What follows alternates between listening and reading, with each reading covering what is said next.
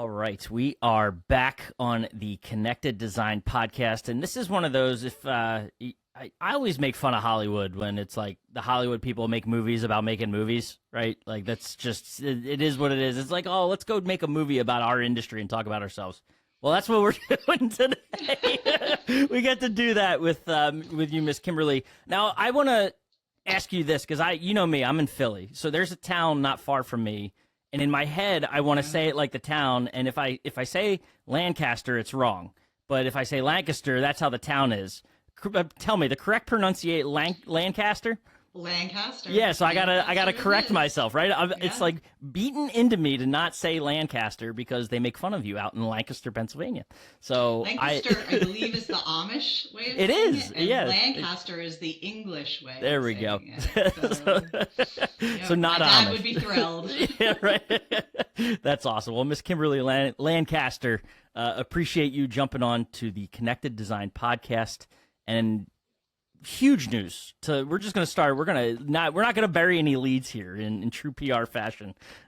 So made an incredible announcement. I know an announcement we've talked about kind of a long time coming. Behind the scenes, right? Behind the scenes.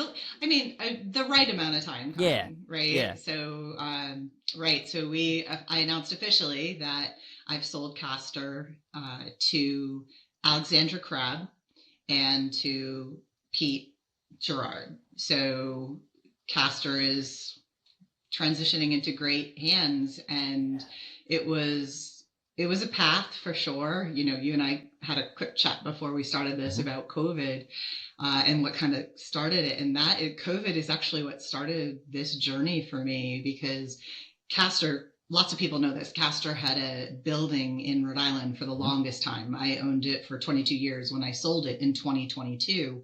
And we were a hardcore, you come into the office, we hang out together, we had this great culture. We had one remote employee at that time, and that was the only time I ever really successfully had a remote employee. But it was different because it was a person that I knew incredibly well and had worked with for years. Actually, Erin Phillips, who's with Pro Audio and Theory, she had been at Paradigm for over a decade before she came to join Castor. And it was that kind of a decision where I wanted Erin so bad. It was okay that she wasn't in the office, but she came down to our office and was in our Rhode Island office at least one full week a month. And then COVID hit. Actually, Erin had left right before COVID hit. She went to have a baby, and she had a very delightful baby out of it. But COVID started this whole idea of nobody's in the office, and we had a 4,500 square foot building. And it was 3 full floors. We had conference rooms, we had video conference rooms, we had huddle rooms, we had meeting spaces. Clients came in, media came in. We did photo shoots. We did all this stuff in this physical building, but we were a staff of like 13 or 14 at the time, because we also ran an internship program, and all of a sudden nobody came in. And so I still went to work because I didn't have a home office, and I went to work every day, and it was very lonely and it was strange. And for the record, it costs as much in oil whether there's one person in the building or just me, right? Mm-hmm. Electric bill didn't go down, the maintenance costs, then we went through that thing that I think a lot of companies do, where people change jobs, and changing jobs led to me talking to people who weren't in Rhode Island. And, we hadn't really gotten back up to people coming back into the office. And so Rachel Bradshaw, who is my VP, Rachel came from Avixa. She got laid off from Avixa during COVID, and Tim Albright, wow, this is just a name dropping podcast. Tim Albright said, hey, I don't know if you know Rachel, but she's on the market. She's been on the market for a couple of days. You should talk to her, because we were looking. And I get her, set up the call, get her on the phone, 15 minutes into the call. Now, I've never met Rachel in person. I knew in 15 minutes, I knew she was the one, right? That's I just awesome. knew it. And that started all of the people who came in behind Rachel. So Olivia, Megan, Robert, all these people who actually were all in the industry, every single one of them. Olivia came from Cedia. Megan came also from Avixa. Robert came from Nanolumens. And none of them lived anywhere near me. And when I hired, except Olivia, I had known Olivia for about 10 years. All these people that I was hiring were elsewhere. And then it was 2 years had gone by. We still had this building. It was mostly empty. Actually, funny enough, Pete, Alex, and I were the people who were mostly in the building, people here and there. And I just started to be like, this building is too much. Actually, my breaking point was we had a toilet line break in the lower level. And I was the only one in the office the day it happened. And there was water and other things everywhere. No. Oh, no. It's like one of those, you have a home you're already managing, right? Why have an office as well? It's too much. I mean, everything has a tipping point for everyone, and I don't think I even knew that was going to be mine, but running I never wanted to be an office manager. We had an office manager, and then we didn't. She actually also left after a baby. And so I was running the office, but there was nobody in there. And it was such a tricky time. And I got really frustrated. And that conversation, that whole sort of setup of things also was when I had my first conversations with a company about what it would look like to sell Castor. Wow. And they said to me, you really should separate the physical building from the agency in order to break the pieces apart, because Castor rented from Castor randomly. Yeah. We called it the Castor building, but I had a LLC that was called Castor Realty, and it existed solely for that building. Yeah, I want to say, almost without giving away too much, I feel like that's the setup that Azione had with itself. Coming back to my Nationwide days, like they had the office that's in Chester Springs, and Richard, I think, owned it, but also Azione rented it, so it was not just their space. So I think this is the McDonald's story. Yeah, right? The McDonald's story, if you ever watched the McDonald's founder story, it wasn't about selling burgers and fries. It was actually all about the real estate. Yep. And when I bought the building, it was such a great investment. And it had a condo upstairs that we ended up converting over to commercial space. Actually, it was where Erin always stayed when she came in also. So we could have meetings up there. It had meeting space, but it had a great kitchenette, bathroom, living setup. And so when I bought it, I was super young. So it was a condo that I lived in, and also the number of times I lived in there over my years as I bought houses and sold houses and moved. Once lived there with my husband, 2 kids, and 2 dogs in a 900 square foot condo with 1 bathroom, and not a full kitchen, just a kitchenette. So it was the lessons I learned, but it was learning that I really needed to kind of dissect those two things and really, not that I didn't treat them as clear business, but Castor was a tenant of Castor, and you needed all that. So after getting some advisory conversations about what it would look like to sell Castor the agency, that was one of the sort of guiding forces. So we sold the building in 2022, summer of 2022, moved over to Newport, Rhode Island, and then kind of finished out that year, and then I re-engaged my first actions of getting a valuation for Castor the agency, and then starting to put the pieces of what would this really look like. So that's kind of how it started. Before diving further, I want to give you a chance too, because we're a week out now from, I think, roughly a week, right? Just about a week as we sit here recording. I think it's a week today. Yeah, right. So as we sit here recording, what, the announcement is out there. I know you've gotten a lot of fanfare, a lot of reaction. The PR engine was working clearly. You did. You guys did the thing. PR firm on it, right? You guys knew what you were doing. But now, kind of not that the dust has settled, because you make the announcement. That's any good PR person knows that's just the start of it, right? So, but giving yourself a chance to kind of reflect on how the last week has been since the announcement. How are you feeling about it all? I was so nervous, Rob. Yeah. It's almost silly how nervous I was, right? Because, I had to go through the process. It was a week ago today, so you're right. That was the day the official announcement was made, but we had some steps in between. The deal closed the very, very end of 25. And then it was CES. So awkward. Wow. I went to CES and nobody knew except Pete, Alex, and myself. Not our staff. Like Wow. my mom knew, but who was she going to tell?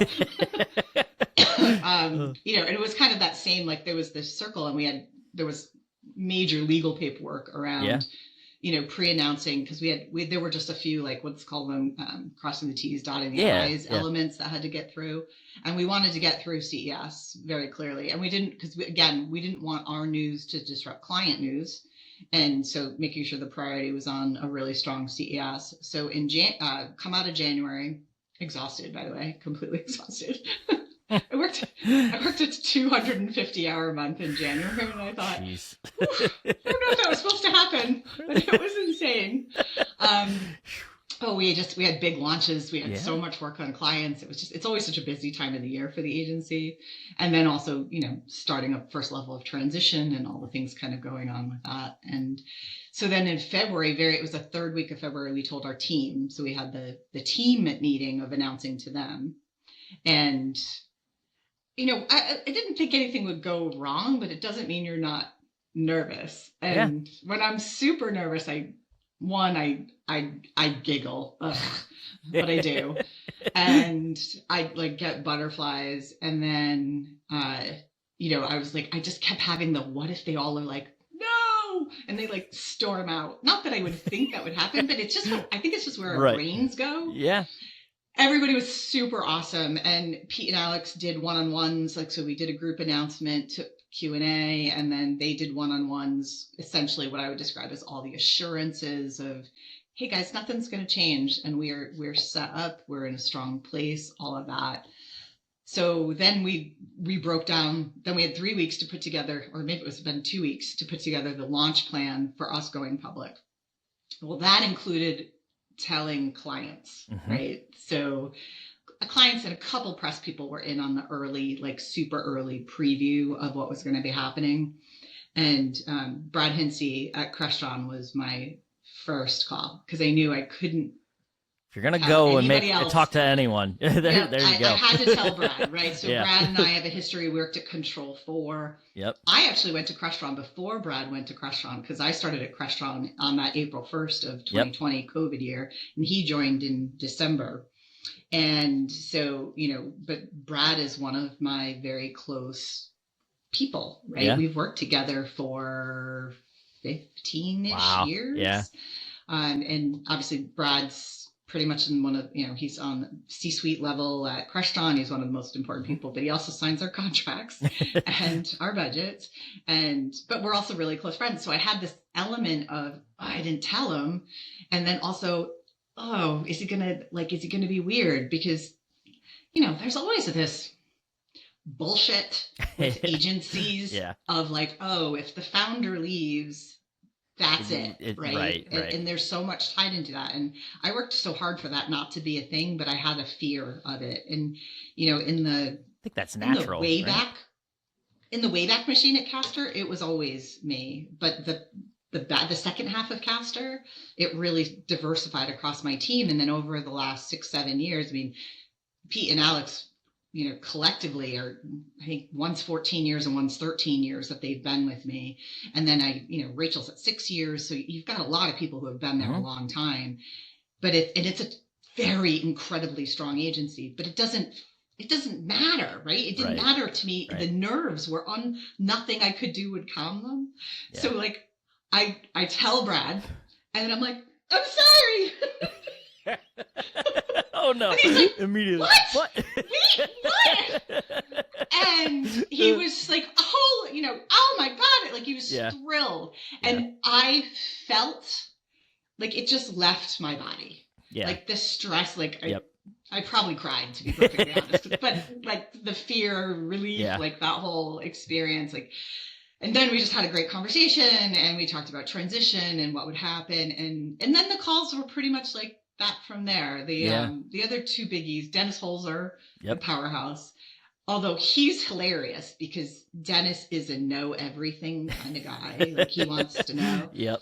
And he's like, so you sold, right? And I was like, you win. You win. I'm like, all you wanted was to be right. Yeah. So that was awesome. That's good stuff. Super awesome. And then Avi, you know Avi Rosenthal. Yep, so absolutely. Avi falls into the same thing. Avi and I have been together since Nortec, right? Yep. So, you know, Nortec came a Castor client in 2009, 2010, like around there. So, you know, I've worked with and known Avi. I think that puts him in the 50, I guess that's also 15 years. Yeah, just about 15 years, maybe longer. So he might be they might be 2006 now that I think about it. But we had Nortec for a really long time and went through all the acquisitions that Nortec went through. And so Avi and I have worked together for a long time. And then when he started, well, obviously on the Z-Wave Alliance, he's been our chairman for 3 years. But he obviously worked within Z-Wave beyond before that. And then he has his consulting business, which, you know, Castor and Blue Connect have partnered on pieces of business for years. So he's kind of like he's my work husband.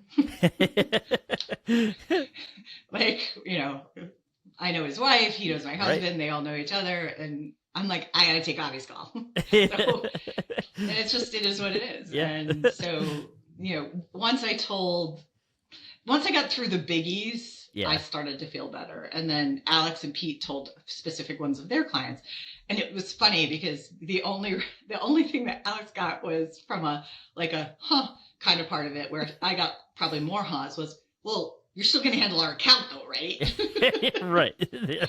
The obvious next question. Right. You know, that's sort of the part that you're like, well, this isn't going to change anything for me. Right. So, well, that's to ask it here, right? So you sold. The news is out there, like a lot about that. Without, you know, I don't know how into the dotting the I's and crossing the T's you want to get, but what does that mean for you on a day-to-day basis? Like, will you still be there at Castor working and assisting clients and doing all that, or are you truly stepping back? So I mean, I collected my check. Yeah, I gotcha. So you got paid. I got paid. Yeah, right. Which, I mean, you know, for the record, I would like to say on the record, you know, Alex and Pete, they invested heavily in this. I mean, we worked with Citizens Bank and the SBA, Small Business Association, to put together a loan to pay for Castor into its future and provide me an exit. And so this wasn't just a hand it off, and if it goes to shit, it's no big deal. Right. No harm, no foul. They go find another job. That's not what this was. I mean, they put everything on the line to do this. And for me, that was part of the reassurance to our clients and everyone that this isn't going away. You know, they bought the assets, they bought the stock, they bought all of our IP, our brand. The whole package, you know, went up and over to them. So it was incredibly purposeful. Yeah. As for me, I have a transition plan. So we've been working on that actually all year since December, and what that looks like. So I'm essentially about 100 hours a month right now. That's into the summer. And that's to finish all transitions so that accounts are smooth. Everybody knows I'm here for any crises. I'm here through tax season. Yay. Because we had to do our final 25 Castor taxes, close all those out.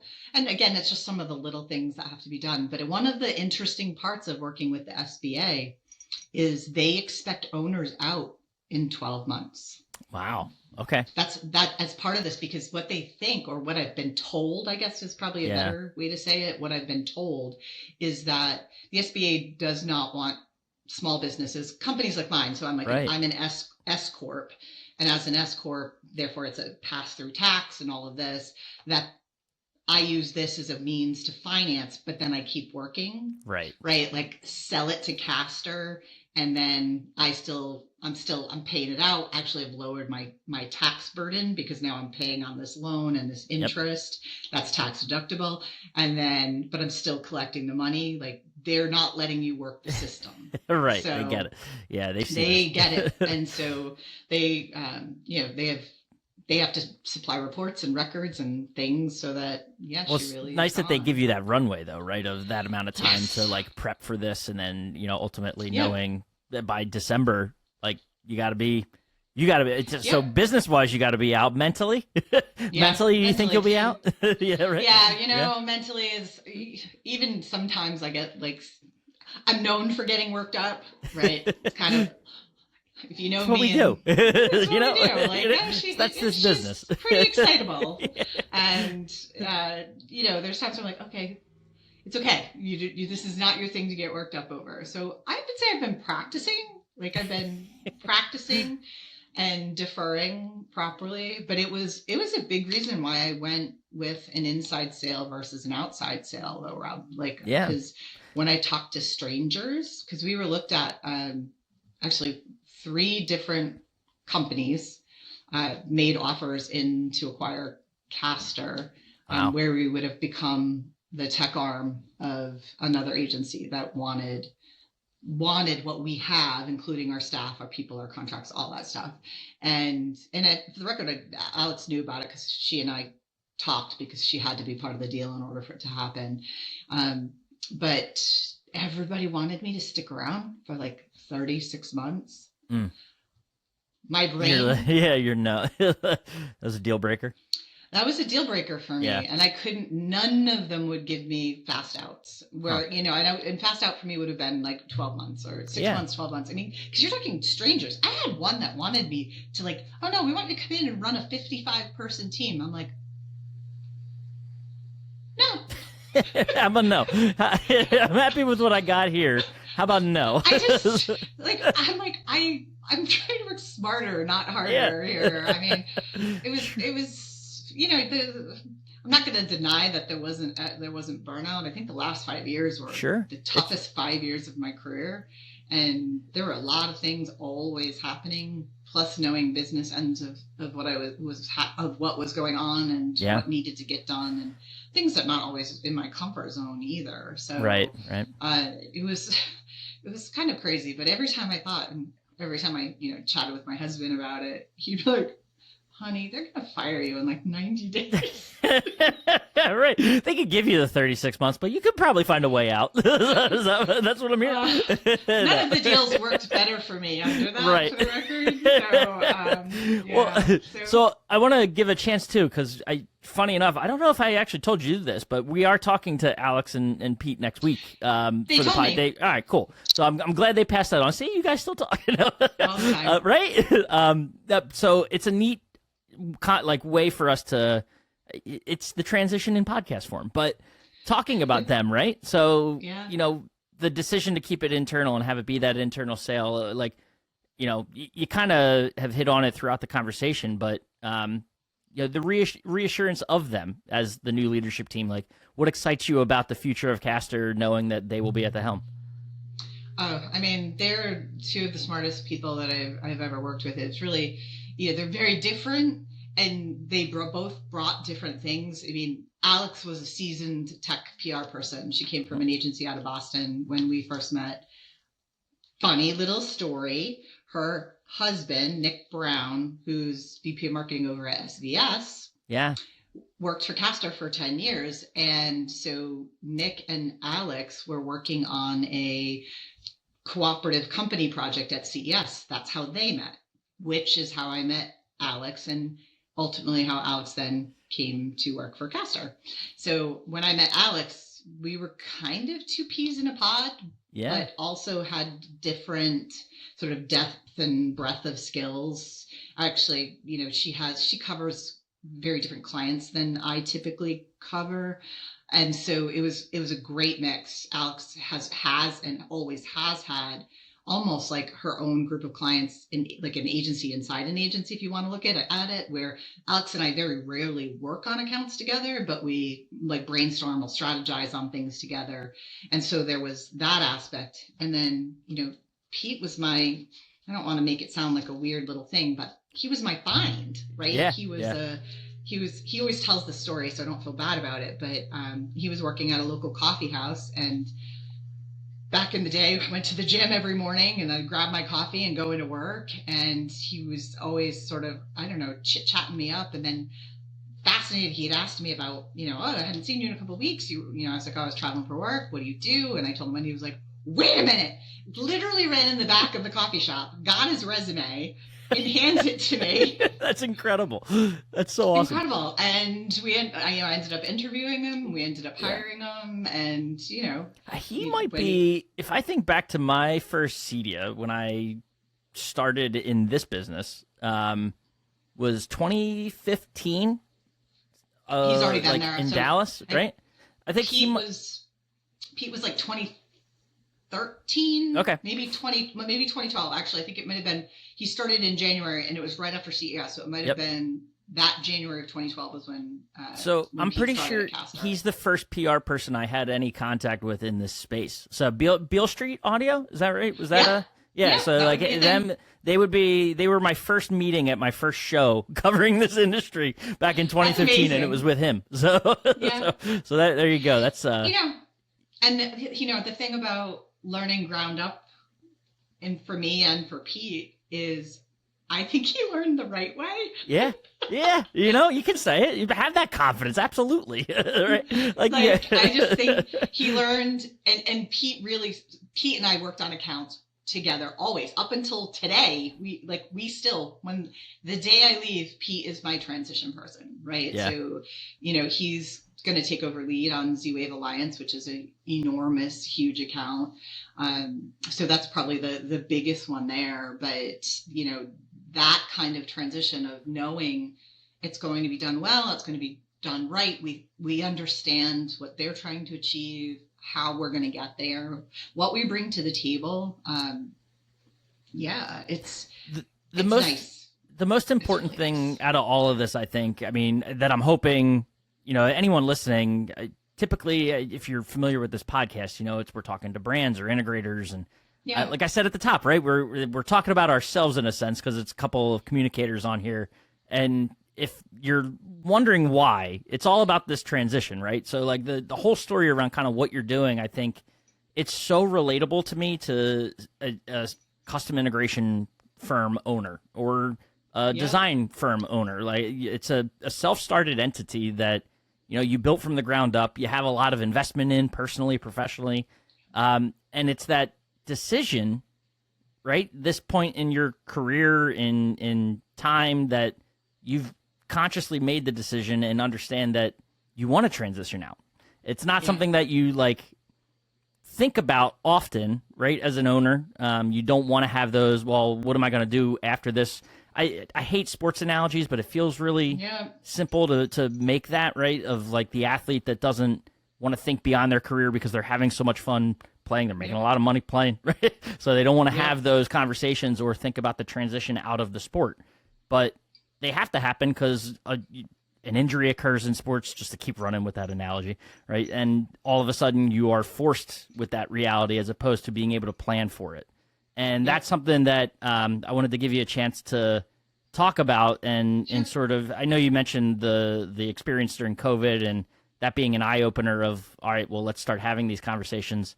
Can't imagine it's easy. Like, how did you personally get through being able to be comfortable, or have you even? Like, are you comfortable? Like that could very well be a reality, right? You're not really sure yet, but talk about that process sort of internally for you to go through this succession planning process. So obviously one of the things, I never thought about succession planning until like 2020, right? So 2020, I turned 50 in 2020. By all definitions, what I'm doing at this point in time, everybody keeps telling me, you're too young, which is hilarious to me, Rob, because I was 27 when I started Castor and everybody was like, you're so young. But not with like a cute face, with a like really scrunched up, like, what are you doing? What in the world are you doing? How are you? Who's going to listen to you, blonde 27-year-old girl? Like, not even kidding. Those are totally different stories, but the conversations then of how is that possible is very similar right now, where people are like, well, what are you going to do with all your time? So it was couple of things as I went through the process. So I'm 10 years older than Alex, and Alex is 10 years older than Pete.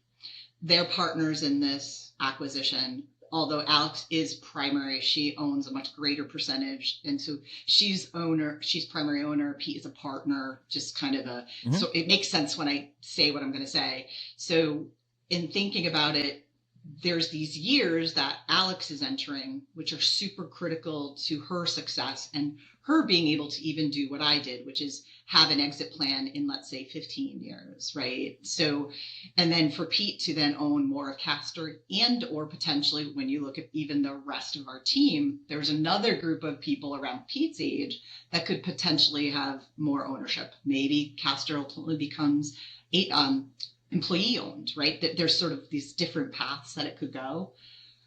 But the time started to matter more the closer I got to 55, because I felt like it was critical if we were doing it as an internal sale and transition, that for the people to do it, they needed a good runway as well. And so I think, like, if you're an installer or a designer, these are the same things that you're thinking about. I mean, if you're like, oh, I'm going to do this till I'm 65 or 70, your approach and plan is very different than if you want to do it at 55. And if you want to stay working versus if you don't. My game plan is to not work. I intend to do board and volunteer work, some of my passion projects, of which I have many, probably too many, and but not be in the day-to-day of payroll, insurance, contracts, new business, travel, like those parts being able to go away. So once you come to the I know what I don't want to do, it really does become easier to know what you want to do. And then you learn what you have to do. Right. So when you put all the pieces together and you know what your numbers are, that's critical. I will say, to any small business, I had done 4 valuations on Castor since 2015. Some of it were for insurance and, like the whole, like, so morbid, if I died, my family would be taken care of kind of thing. Yeah. Like, so I had it from that perspective initially. But when you also start to understand what your business is worth, then you need to understand what it's worth with you and without you, and then what's sellable.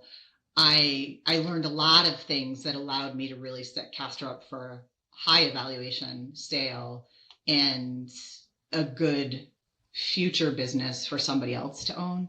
I mean, we're no laundromat, but let me tell you, if I were going to go buy something, I think laundromat would be at the top of my list. Yeah, they do well. They're needed. They do well. But it is, you talk about any type of service business, yeah. There are these pitfalls that you want to avoid. And, owning certain things, like we owned all our databases, right? So, I have rep databases, I have dealer databases, I have distributor databases, I have databases by regions, events, shows, and obviously media. So databases are actually a tangible asset. So having a few tangible assets in there is important, and it kind of goes beyond your customer database and things like that. Contracts, one of the things that Castor has, a lot of people probably know this because we've bid more than our share of companies in this industry, but Castor requires 12-month non-cancelable contracts.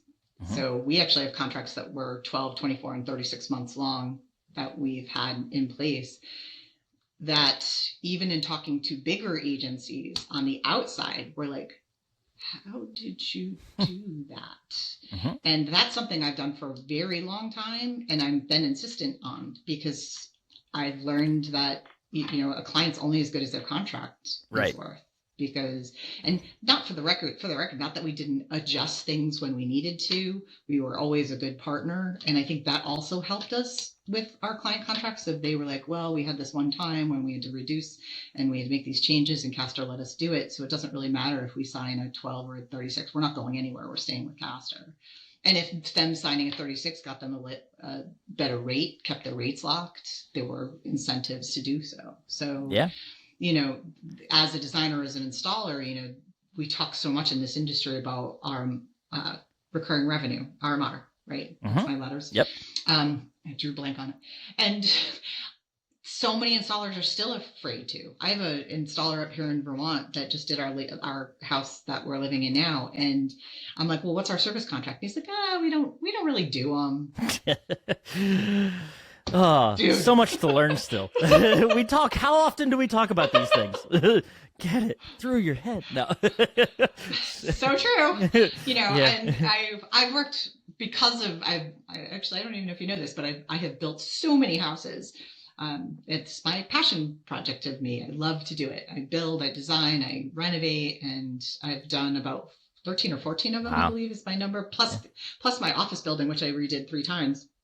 So, I've worked with architects, interior designers, shade designers, lighting designers. Yeah. I've kind of worked with all of them, I've talked about this with other people, and it does amaze me how many people they'll work, they'll have this business is great, and then they'll just walk away from it. Right. And they're like, kind of it's a leave behind. That is such a missed opportunity. You think about, like, for you personally to just walk away from it, that's insane to me to think about. But it had, like, I even think back to, the Nationwide days, and we actually set up a whole succession planning division because there are so many independent businesses that this happens to where they don't think about it. It's just like, it's not top of mind because it's not in the day to day.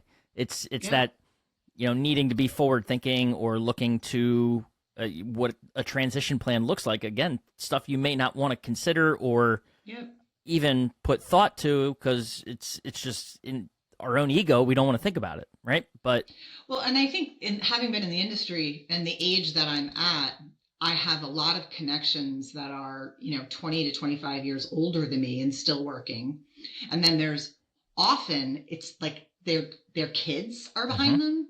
And if you look at a lot of installers, or maybe before they were installers, they were stereo stores or hi-fi stores, and they kind of sent it through to their kids, and maybe their kids came into it. Now what I'm finding is the kids aren't really staying in the business in a lot of these situations. They want to do something else. And I've seen this in the distributor groups too. And the older people they want to be done, but they don't really have not really figured out how they're going to do it. And some of it is relinquishing control and their own sort of personal investment in it. Others, it's maybe not trusting people around them or not knowing who to talk to. Right. And I think it comes down to they don't even know what their businesses are worth. Yeah.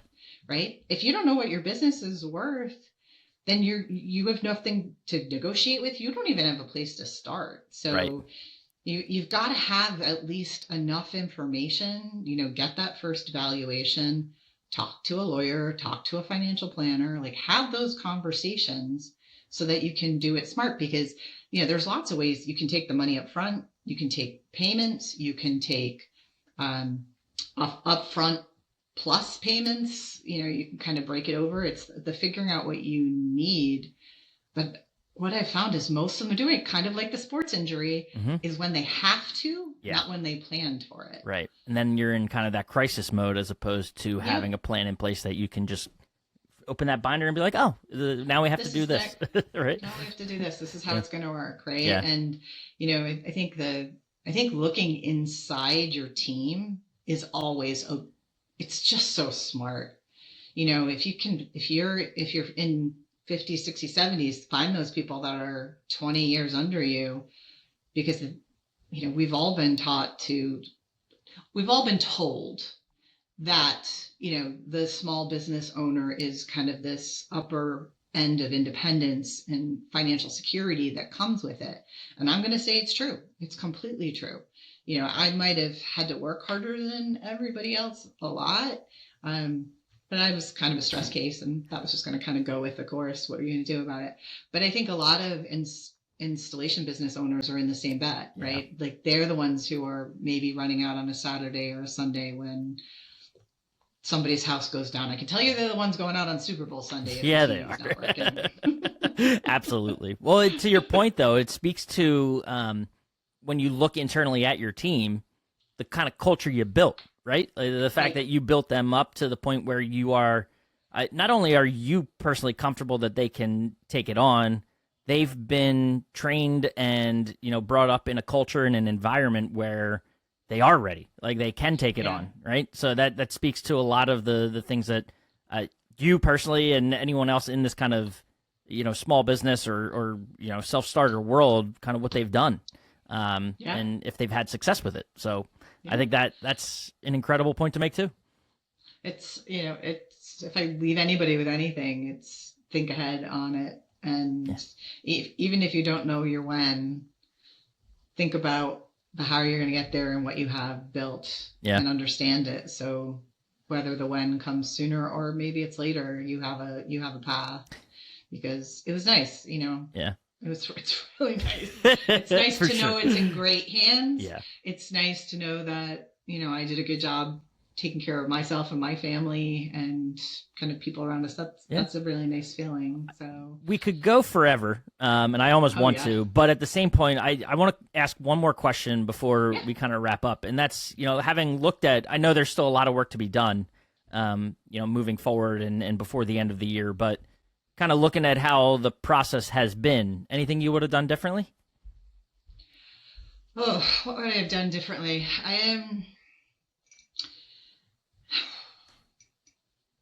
I maybe would have read more on like what to expect in like that final 30 days up to close, because even with experienced SBA, experienced bank, and experienced lawyers, there were still these moments where they're like, well, why don't we have this? And I'm like, I don't even know what you're talking about. And it's dumb things like Secretary of State paperwork. So one of the things I learned in very, very late in the game was we were expected to do a full Rhode Island and federal tax filing, closing the company, which was, let's say it was around December 15th. Somebody was like, oh, we have to do this. And I'm like, this should have been on a list somewhere. Right. All the prep work that we've done, how did this get overlooked? Because there's no way that's getting done right now. Right. In this, because, we had Christmas, we had CES. Oh. So there were just some things, and they were mostly what I would describe as silly things that could have been done and handled easier if somebody had just remembered to tell us. You look to your advisors to guide you on that. So, and I think I would probably try to have less sleepless nights about it. Like it all went fine. Yeah. No, that's awesome. Oh, that's a great point. And again, I think it's, an exciting time, and we still got you till the end of the year. So if we need to pick your brain some more, we can, which is what I like to hear. Summer? All right. Summerish. All right. Well, that's awesome. But, hey, I just want to say again, congrats. Thank you so much for the time. I look forward to having Alex and Pete on and talking to them. I think that's going to be a great follow-up to this. And, again, best of luck. We appreciate all you've done for us and for me. Rob, so I appreciate everyone I've met, but, I'm a huge proponent of we need the media, right? You and I have had conversations. So for the industry to support the media is critical. It's critical to the manufacturers and the companies, but we need our trades. Without them, the whole industry starts to fall apart. So I've always been a big supporter. Hopefully everybody carries that forward. And thank you. I appreciate that. Continues to cheerlead for you. So. Thank you. Thanks for having me. You bet.